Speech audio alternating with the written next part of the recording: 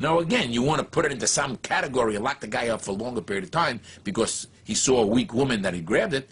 But again, I think we have gone a little too far. Many of the anti-Semitic incidents reported by the ADL happen to Orthodox Jews, since they are the easiest to spot. So I was pretty surprised by Rabbi Hecht's response. Let me tell you guys, I am suspicious when a guy makes a living from a particular situation. So if there's a particular film crew that make a living from blood, that's right, I'm suspicious every time they show blood. If a guy is created only because of anti-Semitism, I'm nervous about his reports. Are they accurate? He has to create a problem because he needs a job.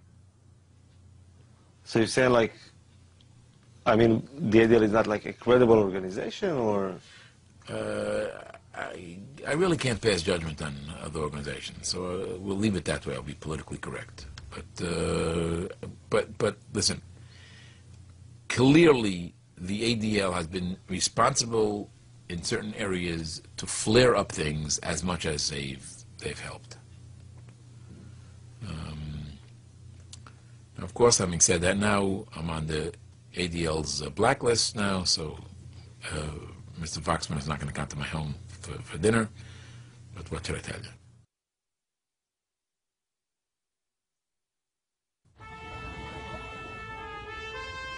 An important part of the ADL's work are the international missions, and Foxman decided to allow me to join him. Every year, a few ADL board members and contributors get to join Foxman as he travels to various countries, meeting heads of state, politicians, and other influential people who can help in the fight against anti-Semitism.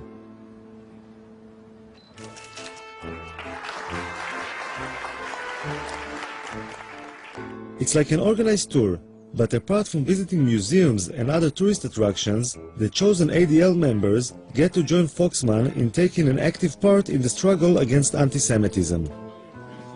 You have to debate what is proportionate when someone attacks you.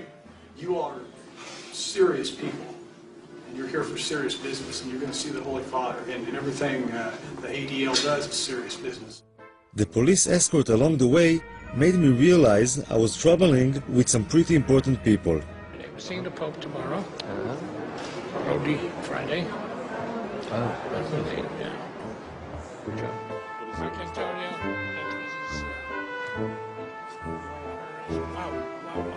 Beautiful. How gorgeous. I'm curious about how Mr. Foxman gets to meet all these important people. Why would all these ambassadors, politicians, and heads of state take the time to meet him?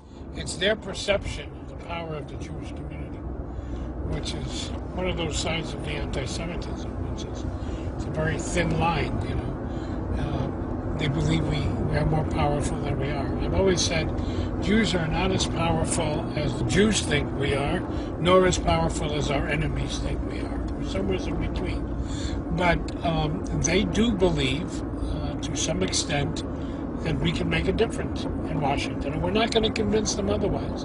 So how do you fight this sinister, conspiratorial view of Jews without using it? Look, when the United Nations comes to its General Assembly, we meet with 40 heads of state, foreign ministers. Why? I think I got it.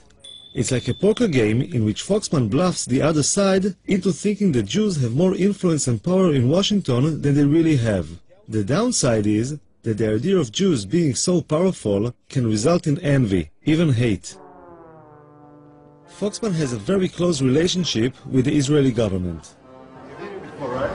Oh, yeah. A couple of times. Israel relies on Foxman when it comes to issues of anti-Semitism. And being the Jewish state, anti-Semitism is always on the agenda. Hello. Hi, Abe. I wanted to ask you, since we met last, about the issue of Venezuela. Because I heard voices kind of saying it's not so bad, and Latin America is not so bad, but I'm not convinced. And the You question have is good what- reason not to be convinced. You have good reason. It is getting worse. Why? And little by little, as long as oil money works, I'm told that by our experts, it's the only, except for Iran, it's the only government-propagated anti-Semitism around the world. It's a rare. formally. Right. This is First quite within the scary. country and then outside. So are you pressing in any way? We've talked to Jesse Jackson, who has a relationship, but it's not for camera, but there are other plans. We'll talk about it in a minute. So it is, we have a very beautiful video here. The first example of what Foxman is talking about was a meeting with a special advisor to the Ukrainian President Yushchenko. The Ukrainian government would like to distance itself from the embrace of the Russians and strengthen its ties with the West, most especially the United States. They believe that the Jews can become their allies in the US Congress. We come to celebrate your democracy, but we also come with mixed feelings. The history of the Jewish people in this country is primarily one of tragedy. We would like to see a more active, a more aggressive approach to dealing with issues of anti-Semitism. It took a long Foxman is concerned about the Ukrainian government's comparison of the famine in the Ukraine before World War II with the Holocaust. The one thing that you need to be sensitive about is not to link it with the Holocaust. Be careful that it not be played as your genocide, our genocide, because that will be counterproductive on all sides. We, of course, respect Holocaust, and I understood your message, and we try to be very, very diplomatic. Here it is. I was impressed by the way Foxman handled the meeting, but it also raised some questions for me.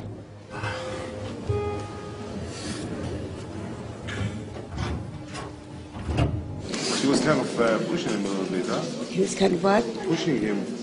Yes, of course. It's always like that? Yeah? Of course. I wasn't sure how bringing up things that had happened over 60 years ago had any relevance to fighting anti-Semitism today. In order to combat it effectively, I think that you have to take responsibility for anything that happened in the past and then reach the present and then go forward.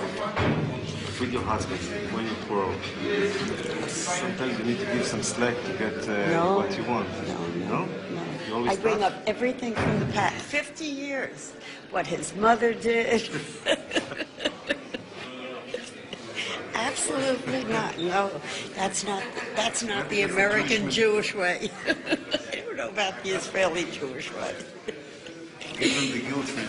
That's, yeah, absolutely. We need to play on that guilt.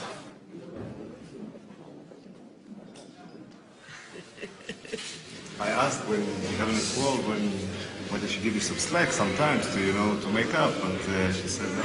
I'm always wrong, and she's always right. But wait a minute, do I ever forget anything in the past? Never. Suzanne will tell me 20 years ago what I did wrong. If we have an argument now, but, 20 years you did this. I said, but Suzanne, it was 20 Wait years a minute, but do you know why? Because he has not stood up and taken responsibility for that behavior. The guilt trip she's giving you, does it help? No. So maybe the guilt trip we're giving them is not the right solution. Maybe we should, give them some slack, say, okay, let's be friends.